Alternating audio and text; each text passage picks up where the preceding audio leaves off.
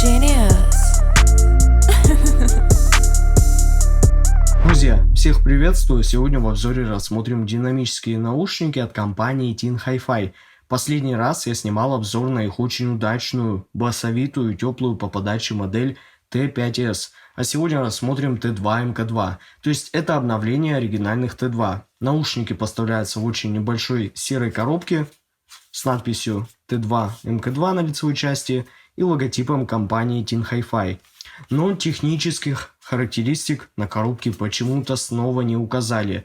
В общем, за звук здесь отвечают удивительно, но два динамических драйвера. Один 10 мм, отвечающий за низкие частоты, а второй на 6 мм, отвечает за средние и высокие частоты. А чувствительность составляет 102 дБ, и они получили 30 Ом импеданс. Сразу скажу, что эти наушники на раскачку не очень тяжелые. Теперь давайте рассмотрим комплектацию более подробно. И первым делом давайте рассмотрим наушники, которые имеют округлую форму и получили довольно редкие сейчас разъемы MMC-X. Выполнены наушники полностью из алюминия, поэтому они очень легкие. И согласитесь, смотрятся они реально довольно необычно.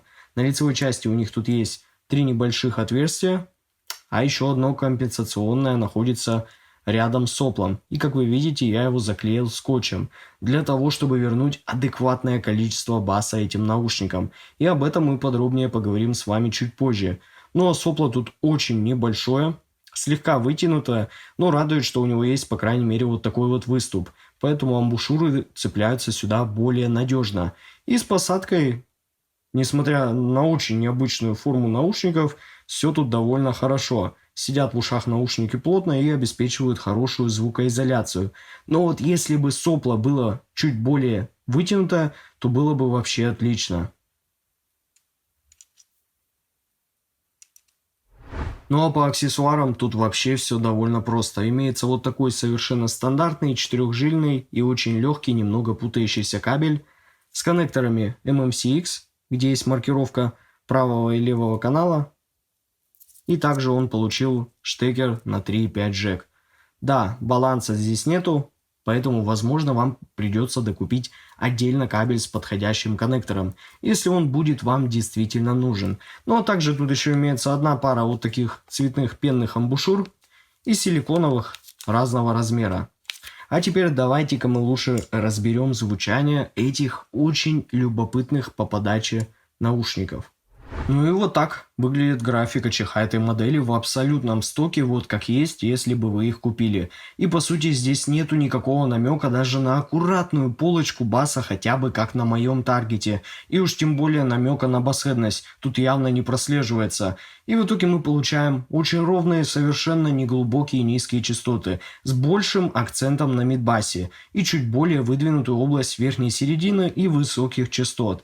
Но, друзья, не спешите расстраиваться, ведь даже, казалось бы, из такой отчаянной ситуации я нашел хороший и очень правильный выход.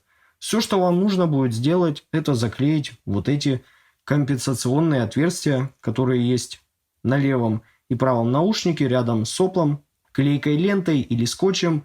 И такое можно сделать на многих внутриканальных наушниках, но результат будет отличаться, поэтому тут лучше слушать и проверять самому, что изменилось. И уже чисто от себя, так как я не любитель ярких наушников, то я наклеил вот этот черный фильтр на сопло для того, чтобы пригладить и убрать ненужный акцент на высоких частотах. И вот уже после всех этих небольших манипуляций, которые займут у вас всего пару минут, мы получаем, вот на мой взгляд, просто отличный результат на низких частотах.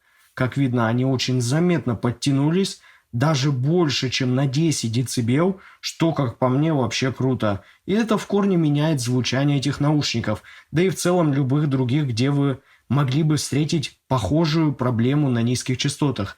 И я даже, честно говоря, не знаю, почему они изначально решили полностью под корень убрать бас и сделать вот такую более яркую подачу. В итоге теперь с этим модом, как у меня, мы получаем супер басовитые, чуть более нейтральные и тепленькие наушники с очень комфортным и супер детальным звучанием. Бас теперь заметно так доминирует, у него теперь есть и хорошая глубина, и объем, и вес. Да и на удивление с текстурой теперь полный порядок. Бас звучит достаточно прозрачно и нету вот этой гулкости и непонятной монотонности, как было изначально из коробки. А кик теперь прям заметно так подтянулся и прямо бьет, как полагается, с подчеркнутой атакой и ощутимым весом при ударе. Особенно советую послушать электронику. А средние частоты за счет дополнительного легкого фильтра на сопли стали уже чуть более нейтральными, но при этом совсем не потеряли свою прозрачность и воздушность, их сохранившуюся энергетику. Да и вокал теперь звучит куда лучше, с более правильными тембрами и не уходит в какую-то крикливость, как было из коробки, когда он брал на себя реально слишком много внимания. То есть тут есть, конечно, небольшая легковесность в этой области, но в целом это не портит общую картину восприятия этой модели. Для динамических наушников, пускай тут нету никаких рекордов, но все звучит уже довольно знакомо и приятно. А вот на высоких частотах вообще интересная ситуация.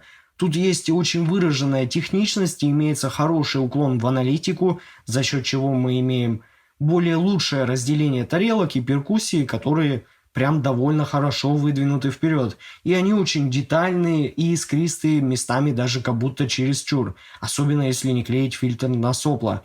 Но, думаю, любители такой более яркой и сверхдетальной, подчеркнутой подачи определенно будут довольны, так как в основном в последних обзорах мне встречались более нейтральные и теплые по подаче наушники. Но в целом, понятное дело, я бы не назвал подачу этой области какой-то линейной, мониторной, и она не ощущается сухой, и наоборот. Тут все звучит очень эмоционально и не так нейтрально, как я привык.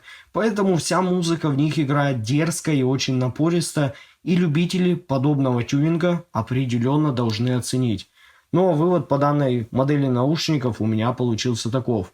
Teen Hi-Fi T2, MK2 получились очень интересными, недорогими динамическими наушниками, которые в стоковом варианте предлагают нам совершенно не басовитую и более яркую сухую подачу. Но с небольшим моддингом, который проделал я, мы можем получить настоящие бас-пушки с более нейтральной и приятной на слух подачей, с детальными и техничными высокими частотами. Ссылка на покупку этих наушников находится в описании и в закрепленном комментарии под видео. Подписывайтесь на мой канал, не забывайте ставить лайки. С вами, как всегда, был IC Genius. Спасибо всем за просмотр, всем удачи и пока.